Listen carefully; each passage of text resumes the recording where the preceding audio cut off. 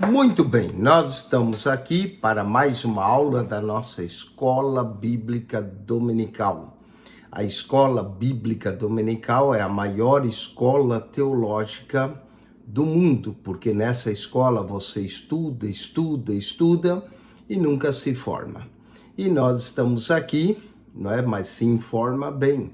Nós estamos aqui para dar continuidade a essa revista excelente desse trimestre, que é Aviva a Tua Obra. E hoje nós vamos cobrir a lição de número 8, cujo tema é o avivamento espiritual no mundo. O avivamento espiritual no mundo.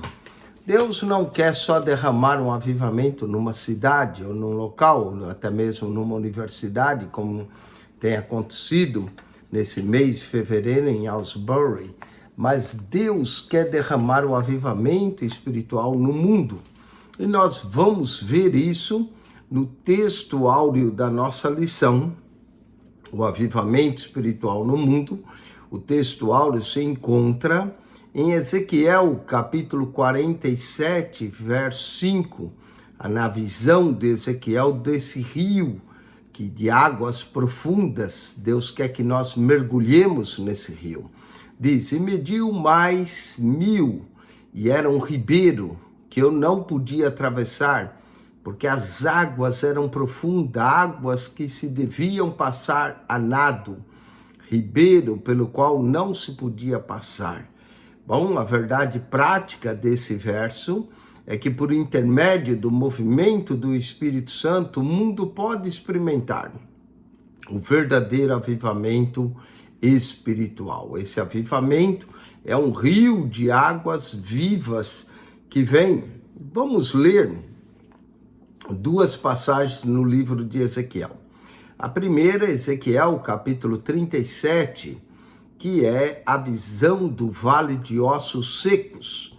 E depois, Ezequiel 47, que é a visão das águas que saía debaixo do umbral da casa para o Oriente. Então, nós vamos ter essas duas visões de Ezequiel, mensagens proféticas de Ezequiel sobre o Espírito, o avivamento. Começando então Ezequiel, capítulo 37, a visão do vale de ossos secos, diz assim: então profetizei como se, verso 7, Ezequiel 37, 7. Então profetizei como se me deu ordem, e houve um ruído, enquanto eu profetizava, e eis que se fez um rebuliço, e os ossos se juntaram, cada osso ao seu osso. Então, nessa profecia de Ezequiel, do vale de ossos secos, conforme ele começou a profetizar, os ossos começaram a se juntar, cada osso ao seu osso. Verso 8, e olhei, e eis que vieram nervos, olha só, veio os ossos, depois vieram nervos sobre ele, e cresceu carne, e estendeu-se a pele sobre eles por cima, mas não havia neles espírito. Então os ossos se juntaram, veio nervo, veio carne, mas agora, em vez de ser um vale de ossos secos, era um vale de defuntos, porque já tinha os ossos se juntado, os nervos e a pele. Mas olha agora o verso 9, e ele me disse, profetiza ao Espírito, profetiza ao Filho do Homem, diz ao Espírito, assim diz o Senhor Jeová, vem dos quatro ventos, ó Espírito, e assopra sobre esses mortos para que vivam. Então aquele vale de ossos secos virou um vale de mortos, mas faltava o Espírito. E veio a ordem de Deus para que Ezequiel profetizasse os quatro ventos, ó Espírito, para que assoprasse sobre esses mortos para que vivam. E profetizei como ele me deu ordem, então o Espírito entrou neles. Como é maravilhoso quando o Espírito entra em nós. É o Espírito que nos dá vida, o Espírito de Deus. E viver e se puser em pé um exército grande em extremo. A vida está no Espírito. Quando o Espírito do homem sai dele, ele morre. Então a vida, a origem da vida, ela é espiritual. Note quando os ossos se juntaram, vieram os nervos e a carne, era ainda um vale agora de mortos, mas quando o Espírito veio, quando o Espírito entrou neles, eles viveram e se puseram em pé um exército grande em extremo. Nós precisamos do Espírito, é o Espírito que dá vida, não é? O Espírito de Deus nos traz a vida. Jesus falou isso, as palavras que eu vos falo são Espírito e vida. João capítulo 6, verso 63. Vamos agora para outra passagem da leitura bíblica em classe, Ezequiel capítulo 47, verso 1 ao 5 e depois o verso 9.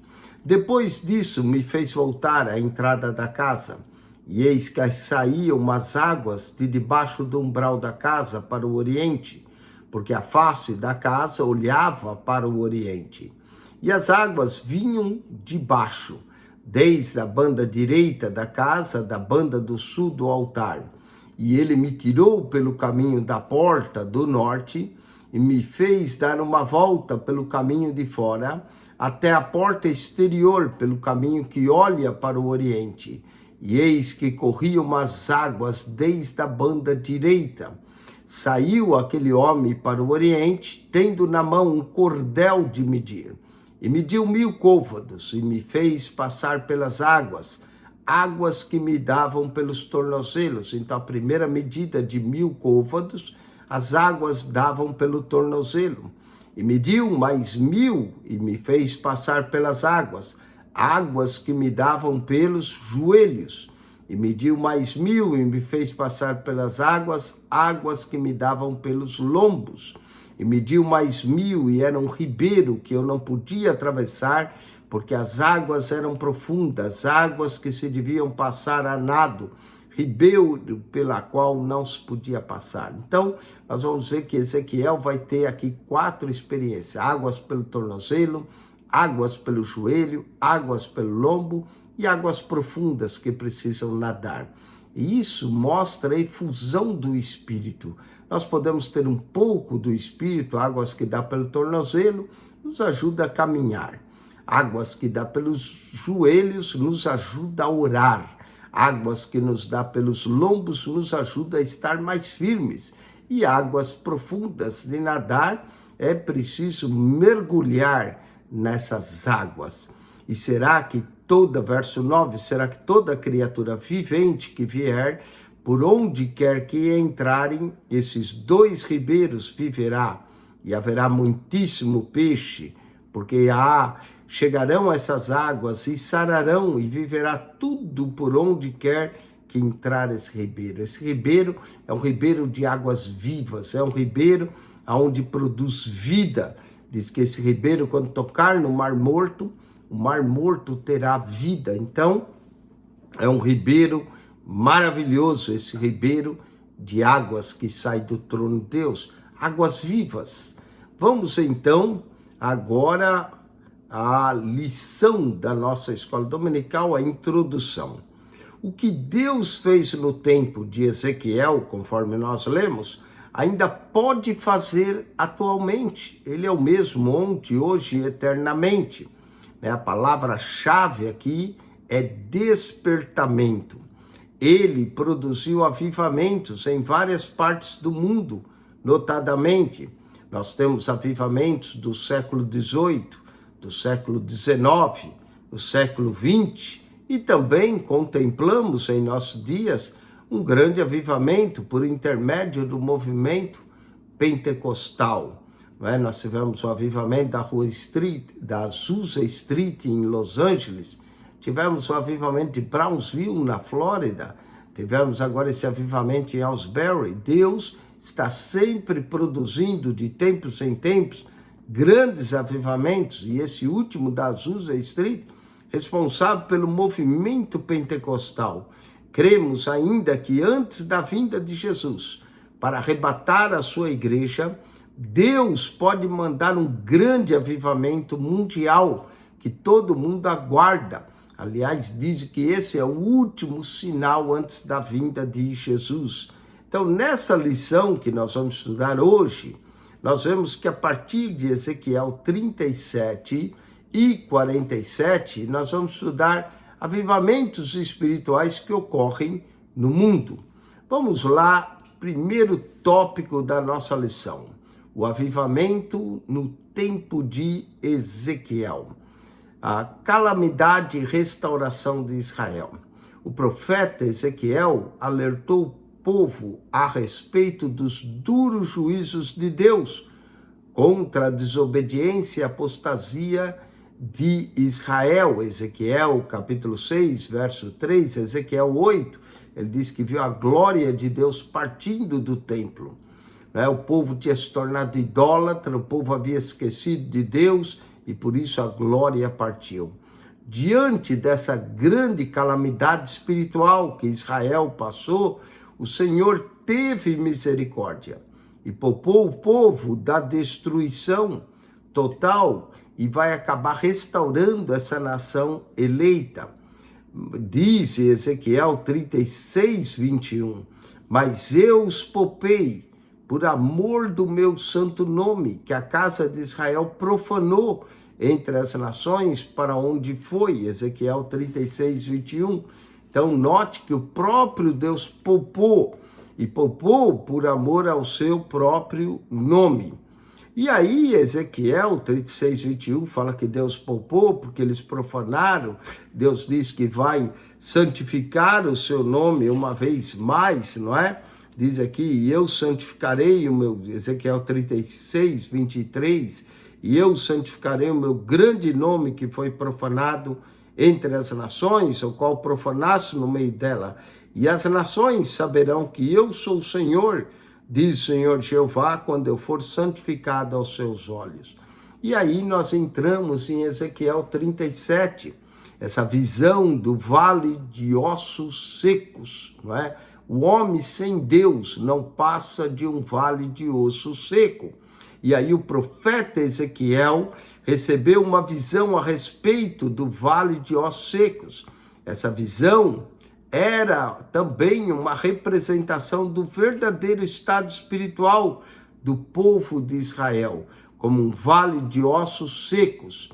Para esse povo, Deus ordenou a Ezequiel profetizar sobre esses ossos secos. Às vezes é preciso profetizar a palavra de Deus, porque na profecia da palavra de Deus há vida, na profecia da palavra de Deus as coisas acontecem.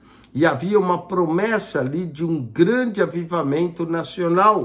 Vamos ler isso, Ezequiel 37, verso 3. E me diz, filho do homem, poderão viver esses ossos? E eu disse, Senhor Jeová, tu o sabes, está vendo? Aqui está a promessa desse avivar desses ossos. Depois, então, de profetizar, Ezequiel pôde contemplar um grande milagre em sua visão. Ele profetizou, conforme Midward diz, e aí o que aconteceu? Juntou osso a osso, juntou os nervos, as peles, mas não havia espírito. Até que Ezequiel 37, 10, e profetizei como ele me deu ordem, então o espírito entrou neles. Que maravilha! Quando o espírito entra em nós e nos dá vida e nos põe de pé, diz que profetizei e viveram e se puseram em pé um exército grande em extremo. Que o Senhor derrame do seu espírito em nós, que nós possamos ter o espírito entrando em nós para nos pôr de pé. E era chegado um grandioso, aqui em Ezequiel nós vamos ver um grande avivamento, era tudo morto, tudo vale de ossos secos, mesmo que o espírito e carne ainda não tinham espírito, até que o espírito entrou e trouxe esse avivamento sobre a nação de Israel. Bom, a visão do capítulo 47 é a mesma. Nessa visão é um rio de águas purificadoras, de águas vivas, que aonde essas águas tocam, vão dar vida. O capítulo 47, o profeta Ezequiel viu um homem que até possuía um cordel de medir nas mãos, com o qual mediu a distância de 1000 côvados. 1000 côvados é aproximadamente 450 metros, quase 500 metros. E fez o profeta passar pelas águas, que chegavam em seus tornozelos, Ezequiel 47, 3. A segunda etapa dos 1000 côvados, ou seja, mais 450 metros, que agora dá 900, o profeta Ezequiel andava já com águas pelos joelhos, as águas já eram mais profundas, não é? E aí mais 450 metros pelos lombos, quer dizer, já estamos falando de 1.350 metros, não é? As águas estavam pelo lombo. E no fim, eram mais 1000 côvados, já eram águas que precisavam passar a nados. Então, com 1.350, já com mais 450, então vai dar 1.800 agora, era preciso passar com água a nado. Ele já sentia mais distante do solo. Era um rio que causava muita produção de agricultura, de piscicultura, que é dos peixes, e daria vida por onde passava, né? Por onde passar esse rio, então nós vemos a vida. Vamos ler Ezequiel 47:12. Olha, Ezequiel 47:12, diz aqui: junto ao ribeiro, à sua margem, de uma e de outra banda, subirá toda sorte de árvores, as árvores produzirão, e que dá fruto para se comer, não cairá sua folha, nem perecerá o seu fruto. Nos seus meses produzirá novos frutos, porque as suas águas saem do santuário, e o seu fruto servirá de alimento, e a sua folha de remédio. Isso faz lembrar Apocalipse, capítulo de número 22. Lemos no Apocalipse 22, aqui ó, e no meio da sua praça e de uma de outra banda do rio estava a árvore da vida, que produz 12 frutos, dando seu fruto de mês em mês, e as folhas da árvore são para a saúde das nações. Esse é o rio puro de água, vida, que corre do trono de Deus e do Cordeiro. Então, Ezequiel 47:12 fala do mesmo rio, do mesmo ribeiro. Era o grandioso avivamento que Israel havia de experimentar pela misericórdia de Deus. Que essas águas profundas, purificadoras, possam correr do nosso interior, do nosso ventre, não é? Como Jesus disse: alguém tem sede, vem a mim e beba. Quem crê em mim, como diz a Escritura, rios de água viva correrão do seu interior, não é? Sinopse do tópico 1. O vale de Ó Seco e as águas purificadoras são duas imagens que revelam como é que Deus pode avivar o seu povo. O Espírito que entra, as águas purificadoras que dão vida. Vamos para o tópico 2 da nossa lição. Os grandes avivamentos no mundo. Vamos falar de alguns deles. Na Europa, houve períodos que o continente europeu estava em situação idêntica ao do povo de Israel. No contexto do profeta Ezequiel, de 37, capítulo 37, 47. Mas, pela misericórdia divina, não tardou Deus usar pessoas cheias do Espírito Santo para clamarem e perseverarem por um avivamento espiritual. O Senhor queria avivar o velho continente europeu, dando-lhe vida, soprando-lhe o Espírito. Por exemplo, na Alemanha, em 1722, por volta desse ano, o conde Zinzendorf liderou os moráveis, chamados Irmãos Moráveis, num fervor missionário que se espalhou pelo continente europeu e chegou até a América, com sua ênfase na religião do coração, que Deus queria o coração das pessoas. Houve então um grande despertamento na busca do poder de Deus, principalmente voltado para as missões mundiais. Nos conta a história que também John Wesley, quando retornava da Inglaterra, dos Estados Unidos de volta para a Inglaterra, depois de passar mais de um ano como missionário na América, ele agora voltava e sem ganhar almas, que ele teve um encontro com os irmãos Moráveis, e que foram os irmãos Moráveis que desafiaram ele, que já era pastor, a se entregar totalmente a Cristo, não é? Depois Wesley visitou eles e foi transformado e Você conhece a história do movimento metodista, não é? Na Inglaterra, então, por volta de 1747, John e Charles Wesley e George Whitefield atuaram com grande fervor missionário, buscaram o poder de Deus, a unção do Espírito e pregaram contra o formalismo na época da igreja anglicana, que tinha se tornado uma espécie de um catolicismo renovado, que só trocava o chefe da igreja, em vez de ser o Papa de Roma, era então o imperador, né, o rei da Inglaterra. Mas era um formalismo, a igreja anglicana, um formalismo sem poder dessas igrejas daquele tempo, mas através de Wesley, através de George Whitefield, um grande avivamento desceu sobre a nação inglesa, não é? Diz que 14 milhões de pessoas foram tocadas pelos sermões de Wesley. Eu tenho um livro, até está aqui, chama-se Inglaterra, antes e depois de Wesley. Que coisa tremenda, já num livro escrito Califórnia, antes do Piacentini e depois, que coisa seria maravilhosa, não é? Que nós possamos ser a causa de avivamentos por onde passarmos.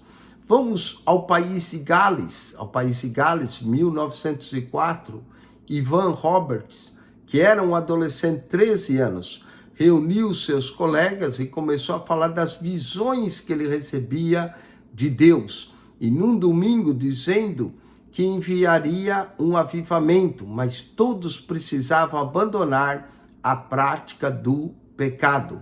Foi tão grande o impacto daquela visão que Deus, por volta de 1904 a 1905, inclusive, esse avivamento do país de Gales é que antecede o avivamento da Azusa Street.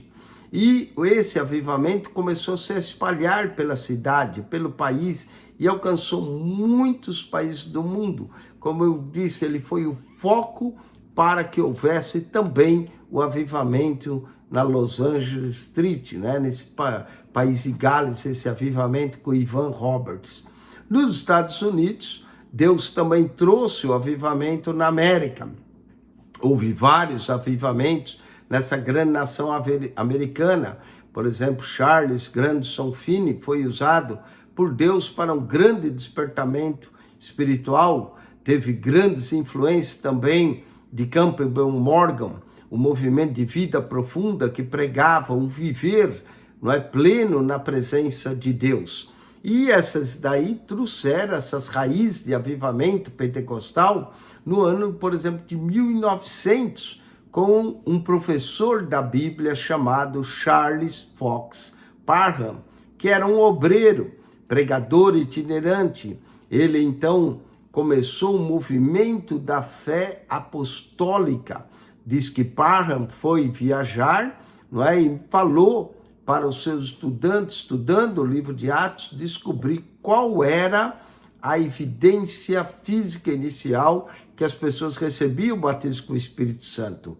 Isso foi em Kansas, Topeka, Kansas, com o propósito, então, do estudo bíblico chamado Betel, em Topeka, Kansas, que os alunos começaram a estudar Atos, capítulo 2, e a partir desse estudo, na virada do ano, começaram a receber o batismo com o Espírito Santo. A promessa de Atos se cumpria, não é? A irmã Agnes Owen, que recebeu em 1900 esse batismo, ela falou 3 dias em chinês sem parar. Não é? Em 1901, era a vez do Texas. O pastor, então, muda-se para pastor Charles Parham, vai para o Texas e lá encontra um filho de negro, escravo, não é? Que tinha, a escravatura já tinha acontecido, o fim dela em 1865, com Abraham Lincoln, mas nós estamos falando o que 50 anos depois, só da liberdade dos escravos. Então, William Joseph Seymour, que era pertencente a um grupo da santidade chamada a Igreja dos Holiness, né, foi atraído para esse movimento de fé apostólica. iniciado por Charles Parham. E William Seymour começou a ouvir as aulas de Parham, mas por ser negro, ele não podia entrar na sala de aula. Então Parham deixava a porta aberta e ele sentava ali do lado de fora escutando os ensinos sobre o batismo com o Espírito Santo, com a evidência de falar em outras línguas. Foi ali que ele foi batizado no Espírito Santo, com essa evidência das línguas estranhas. Esse ano de 1901 é considerado também o início do movimento pentecostal moderno.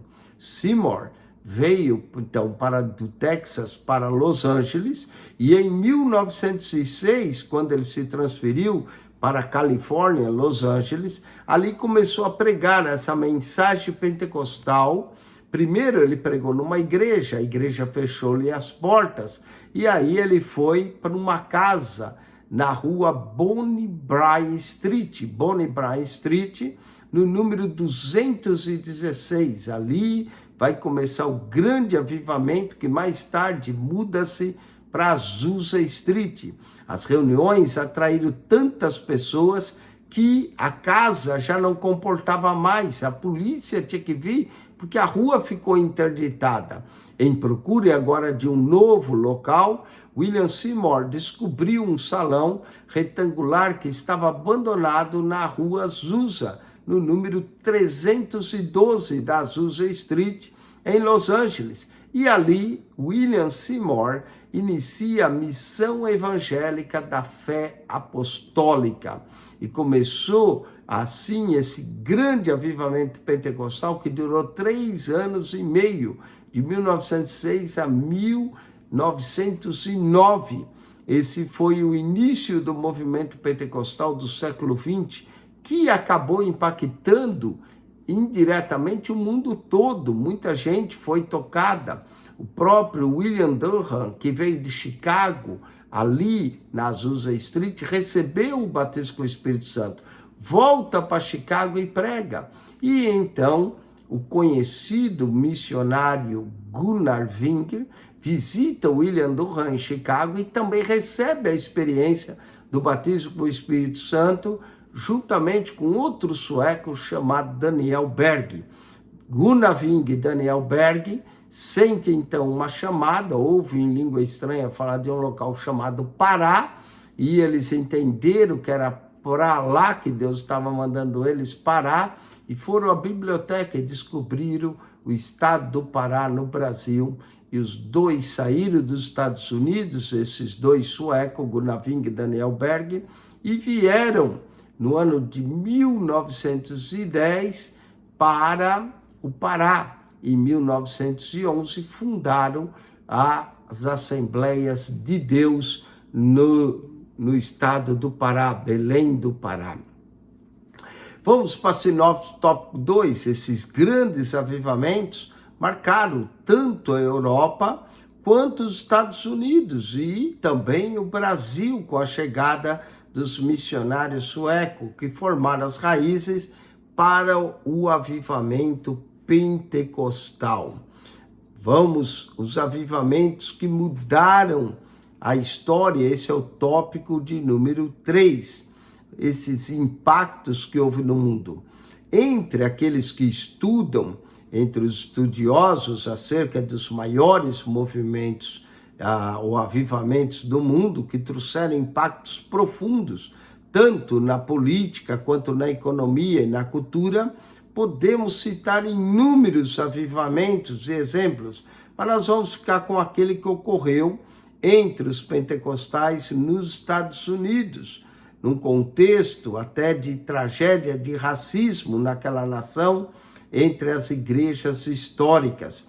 Foi possível contemplar vítimas de séculos e conflitos raciais, cultuando ao Senhor, falando em línguas estranhas e se alegrando no Espírito, conforme Efésios 2,14. Eu vou ler a carta de Paulo aos Efésios 2,14, que diz o seguinte: porque ele é a nossa paz, o qual de ambos os povos fez um, e derribando a parede de separação que estava no meio.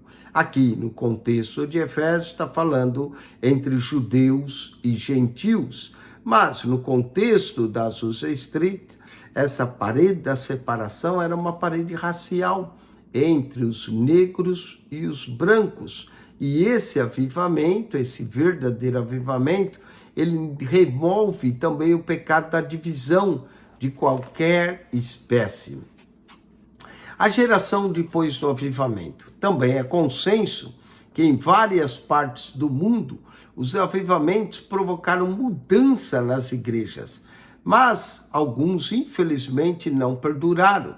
Em muitos lugares a chama se apagou, os instrumentos de Deus que incendiaram nações passaram a seus sucessores e já não tiveram o mesmo ímpeto em manter o fogo aceso. Não é? Por isso que é importante que o fogo arda no altar continuamente.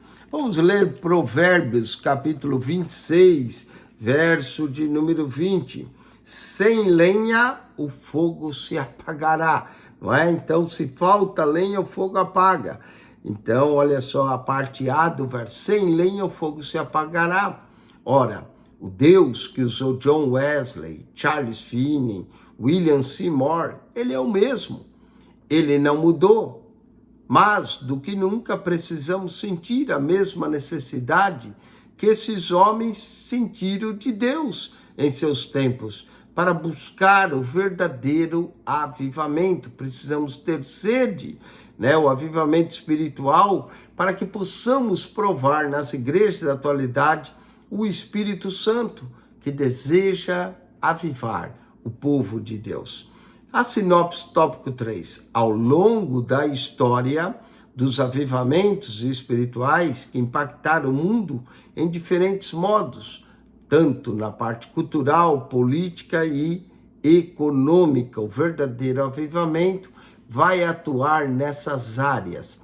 Para concluir a lição de hoje, Deus deseja operar nas igrejas no mundo, promover um poderoso avivamento espiritual que sacuda as estruturas eclesiásticas e até mesmo denominacionais.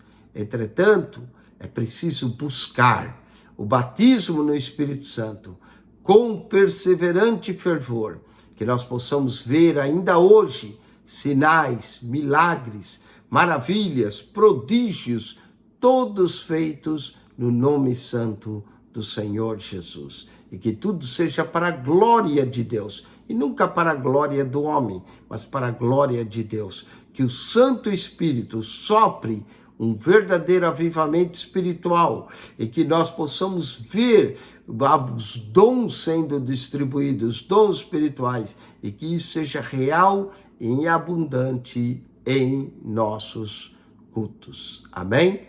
Vamos para a revisão dessa lição, fazendo algumas perguntas e já respondendo e revendo o que nós falamos nessa aula.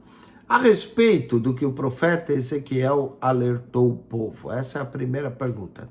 Do que Ezequiel alertou? Bom, o profeta Ezequiel alertou o povo acerca dos duros juízos de Deus contra a desobediência e apostasia de Israel. Você lê isso em Ezequiel, capítulo 6, verso 3 a 5, Ezequiel 8, verso 1 e Ezequiel 9, verso 4.